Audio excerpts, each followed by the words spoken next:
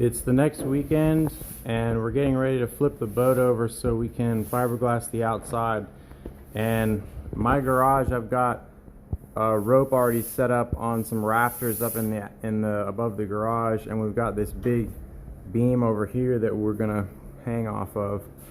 And so most people probably don't have nice overhead beams like this in their garage, but you're really not lifting a lot of weight. The boat as it sits right here is not more than 650 pounds, so really only about, you know, say 350 pounds on, you know, on any one end. The center of gravity of the boat is approximately right here, which is about in the middle. And I've also calculated a line through the boat through the center of gravity at this point. And what I've done is I've installed a 3/8 inch bow eye at that point, and on the Corsound 20 Mark 3 it's 9 inches below the top of the transom. So I've centered my eye strap 9 inches below the top of the transom, and I've just got it bolted in through the vertical stiffener there. This is what we're going to lift on at the stern. And on the bow, I have drilled a hole through the stem approximately where our drain hole is going to be. So in the front of the stem there's going to be a drain hole to drain the anchor well, and so I've drilled a 3/8 inch hole through the stem, and I've put two lengths of 3/16 line. This is the same line we use for rigging, and it's got like 1,000-pound braking load. And so I'm going to make a loop with this up above, and we're going to pull from that. So the idea is that by lifting through close to the center of gravity, we'll be able to rotate the boat basically by hand. And so we'll see how that goes. So we're going to set the camera up so we can video it, and then we can break it down after we finish.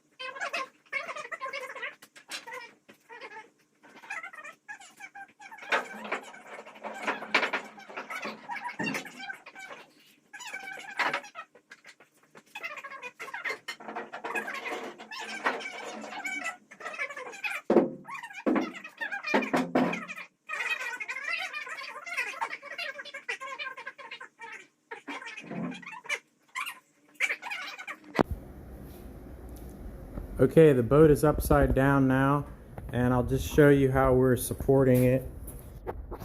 I've built a small sawhorse that's approximately 2 feet high, and it is supporting the cockpit sides here and here. And if you look farther forward, I've got a piece of 1x4 on either side, here and here. And the purpose of those is to add some stability at the widest point of the boat, because if you stand on the bottom and you walk out towards the edge, then you're kind of tripoding between the legs of the sawhorse and the support at the bow. So let me show you the bow.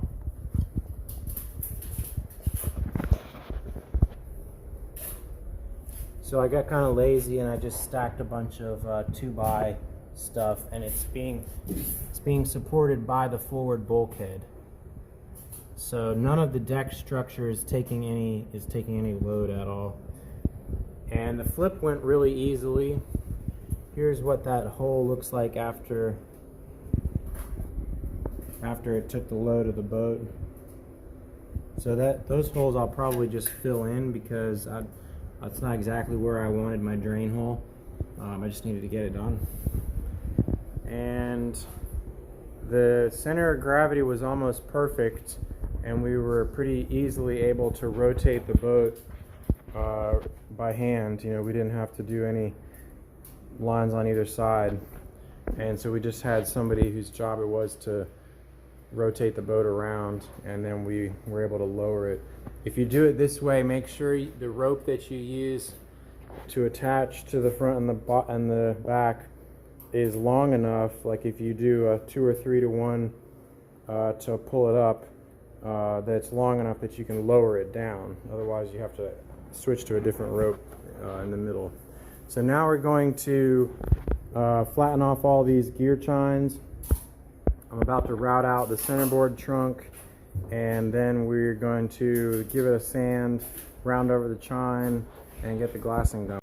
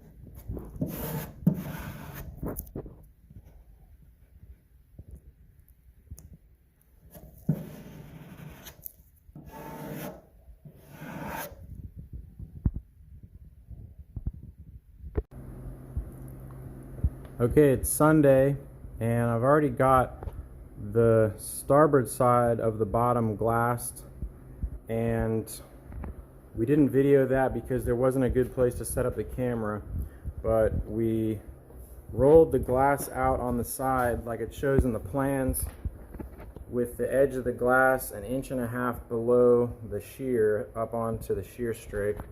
And we actually did this side in two halves. Last night we did the stern half, and so here's where we stopped last night.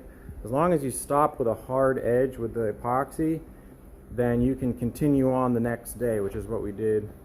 And we've got a little bit of morning sun hitting the glass, so we've got a few little outgassing bubbles that aren't a big deal. So this morning we finished wetting out this glass, and we wrapped it around the stem and the keel 1.5 inches, and you can see I've got the port side glass draped around.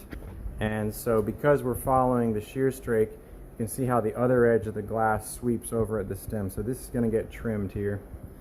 And because the glass is only 50 inches wide, you see we've got this patch in the middle, and we leave the patch in the middle so that it's easy to fill in, and then we can fill it, we can ferret the overlaps. We can use some fairing compound. So I'm going to get up on this side with my shoes off and trim and cut this middle piece, and then we'll wet that out, and then we'll continue down. And the way we've been wetting it out is we'll peel this glass back halfway and then do all of our filler, and then unroll it and wet this out, and then we'll repeat for the front. We'll flip the front back, do the filler, unroll it, and then wet it out. And mostly we've been using a big drywall knife. This one works really well. And then for the front of the boat, we switched to a shorter one because of the curves of the boat. And then Taylor's been, doing most of the mixing, and then I'll pour all the epoxy out and spread it with the squeegee, and then she'll come back and do the edges with the foam roller and clean up any flooded spots. So I'm going to set the camera up on time lapse for the other side so you can watch this side be epoxied. And then after this all starts to tack up, this side was done yesterday, we'll come back with microspheres and we're going to do the fill coat with a putty knife with microspheres.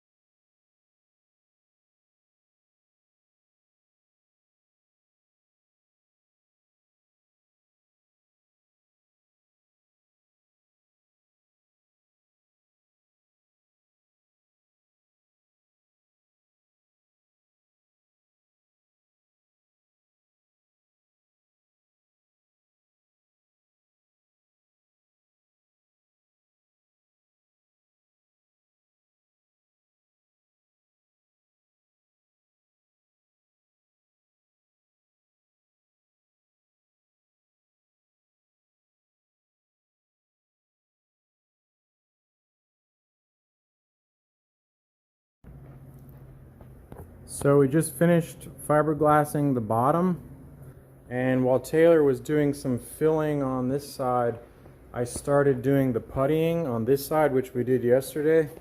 And so this is a mixture of epoxy and microspheres, and you can see it's pretty much filled the weave in most places.